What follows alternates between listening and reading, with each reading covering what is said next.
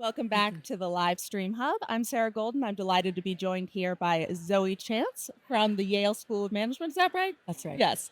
And CD Glin from PepsiCo. Yes. And it is, yeah, I've enjoyed both of your talks on the main stage. CD, I wanted to ask you about something you just mentioned about inspiring people to make better choices.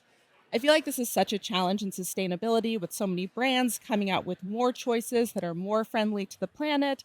And I'm curious, what have you learned about inspiring people to make better choices? This is it's a really important topic, but I also have to say the intimidation level of sitting on the sofa with Zoe, who influences your superpower. When you say inspiring people to make choices, is really tough. But I'll say at PepsiCo, we are committed to business and PepsiCo being a positive force for good, and so we're trying to inspire through our own actions, but also through the opportunities that we give to others. So positive in our agriculture, positive in how we make and move our products, but also the products that we make. And so making them inspirational in the sense that people are looking for less salt, less fat, less sugar in some of their products, but also the ease of use. And so something like a soda stream where you're talking about how do you create your own beverage with your own flavor palette. So all of these are sort of demonstrations through our actions, but also through our aspiration that we are a business and a company that's sort of saying we want to not do no harm. We want to do more good for more people. So hopefully we can inspire through our actions, but also through our aspirations to really say that as a company that we can be positive for communities, positive for the planet, but also positive for people on an everyday decision-making process where they can make positive choices for themselves. And hopefully that's inspirational. Yeah, I completely agree that making choices easy to make is such an essential part to being disruptive. And Zoe, I absolutely loved your book, Influence is Your Superpower. And one story that stood out to me in this was a story you had about meatless Mondays versus Beyond Meat. And I was wondering if you could briefly share that story and what that tells us about human psychology. Sure, I'll try to keep it brief. The Meatless Monday fiasco was what happened when the Google food team was trying to do something nice for the planet and for people, help people make better choices, make it easy by feeding them a meatless meal at 1 out of 24 cafes, 1 day of the week. And it was a pilot project, 1 month of the year. And they proclaimed this as Meatless Monday. And you may have heard of this movement, it was widespread. What happened was that frame that was a loss-based frame of we're taking away your meats, and what it implied that we're taking away your meat because you are a bad person got some people so upset that they hosted a pig roast in the parking lot and invited everybody, and they even took the plates, cups, napkins, and stuff from that In Mountain cafe View. in Mountain View. And after that, this was when the global food team brought on our Center for Customer Insights at Yale to say, hey, how can we help people make better choices more easily and by accident and without making them mad? And in contrast, what you brought up is the Beyond Meat example, which is a beautiful frame that is actually doing the same thing. It's taking away the meat, but it's not saying we're taking away the meat, you bad person who hates the environment and hates animals and is a murderer. It's saying, here's something delicious. This is even better than what you have now. And I'm a huge fan of Beyond Meat, and I've been very excited to see their success. Now the whole industry of plant-based meat is kind of like, oh, we don't know how much it can grow. So I'm waiting for lab-based meat. Yeah, and that's so interesting to me of how much, I've been working in sustainability for about 10 years now. I work in energy a lot, and I see this come up in the energy transition around electric vehicles, and people hate this idea of like losing the thing whether they wanted it or not. And so I know that the meat moment we're in is also an interesting one. But what advice do you have for sustainability professionals moving forward to make it seem like an expansive frame instead of taking things away? Yeah, there are a lot of people who are doing this well already, and all of us can talk about it more, practice it more, do it better, which is look for the hope, look for the positive frame, look for what we can be excited about and share that rather than here's everything that you need to sacrifice. There will be sacrifices for business, for people, but the way for us to sustain our own enthusiasm and to share our great ideas will be looking for points of light and highlighting those. And CD, Yeah. What have you learned about engaging your customers and achieving your goals in broader communities? Because I know you're working throughout your supply chains.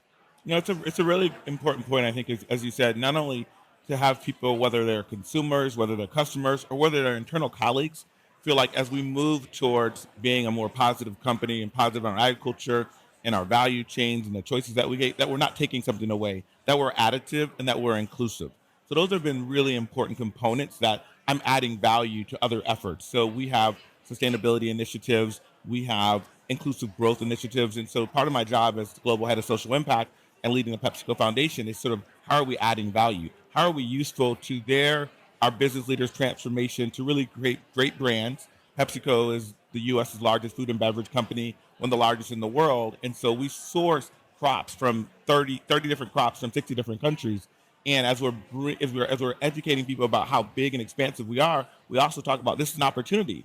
It's an opportunity. Too much is given, much is required. So we can actually do more. We can have great financial performance while we're actually doing good. And so when it's additive and not necessarily a zero sum game, it becomes something that people can embrace because they feel like they can continue on their journey, maybe with some sacrifices, but that the benefit will be twofold, that we're growing the pie in terms of that expansiveness. And then that it's inclusive as we're bringing others along the journey. And so it's not taking something away. It's sort of always trying to shape my influence without the authority to change what they're doing, but to influence them somewhat through incentives to saying, hey, you're doing well with this endeavor, whatever it may be, whether it's how you're sourcing, how you're making products, but also if we added a component that help communities, really be able to do more or be able to benefit more, it's not taking anything away. You actually get a double benefit. And people always want, a supersized impact. And so this is where it's really, really positive in the company to lead social impact to say that our brands have purpose. They're great products, whether it's Lay's potato chips or Doritos or any of the beverages. Those are great, but we also can make them maybe healthier, or we can look at how we have people think about where those potatoes and those potato chips come from. And so, as we're trying to thrive as a business, helping my colleagues in the community understand that we want communities to thrive with us, it's really a lot of pressure, but it's also a privilege. And I talk about it being one of those things where the privilege of really helping us be more and helping individuals have more is something that they look upon not as something taken away from them, but something that's really adding more value to their endeavors. So when I show up, people are pretty happy that they're sort of saying he's not coming to take something away. He's coming to sort of really supercharge the positive impact that we want to have. It works, but then in other instances, it's sort of like more work to do. But again, the greater good is what plays out in the end. So I'm curious, we are at an event full of sustainability professionals, many of whom have been in this work for years and years. And a lot of these people are involved because they love the planet and they love people and they give a lot. And also there's a lot of, negative news that's coming around how we're actually doing against our goals. And I've been curious about personal resilience, whether people are taking care of themselves. So I'd love to ask you, Zoe, what are your recommendations around personal resilience? A lot of my favorite people do the worst job of taking care of themselves because they are so committed to helping other people, helping the planet, being kind, saying yes to people who come and ask them for help or a favor. And to use the oxygen mask analogy, take care of yourself first. And that if you want to be able to really contribute at the highest level that you can, you have to be having enough time and sleep and resources and exercise and resilience and friends to be able to do that. So it starts with saying no. And the first challenge of my class at Yale is 24 hours of no. So I encourage anybody watching, listening who wants to try it, say no for 24 hours to every person who comes to ask you for something. Maybe try saying no to that thing, but yes to the relationship. So being warm and enthusiastic, like, oh my God, no, that sounds absolutely terrible. But it's okay. Like you can tell that I like you, right? And you could just say, no, thank you, but let's do something else some other time. When you practice saying no, you get more comfortable with other people saying no.